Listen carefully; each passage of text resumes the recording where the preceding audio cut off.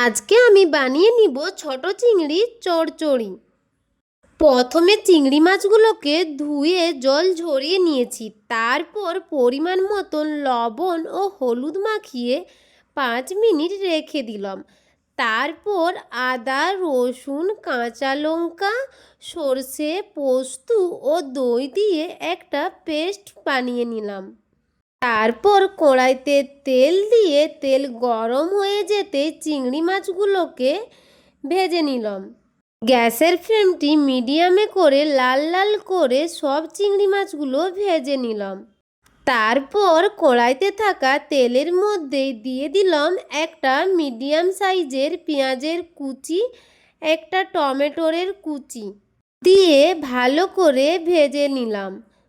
তারপর আগের থেকে পেস্ট করে রাখা আদা, রসুন, কাঁচা লঙ্কা, সর্ষে, পোস্ত, দইয়ের পেস্টটি দিয়ে দিলাম।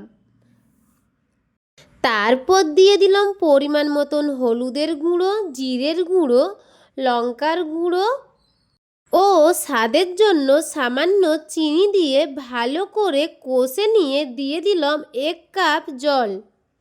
তারপর দিয়ে দিলাম আগের থেকে ভেজে রাখা চিংড়ি মাছগুলো দিয়ে দিলাম।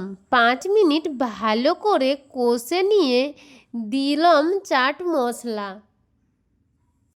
এইভাবে 5 থেকে 7 মিনিট নেড়ে চেড়ে নামিয়ে নিলাম।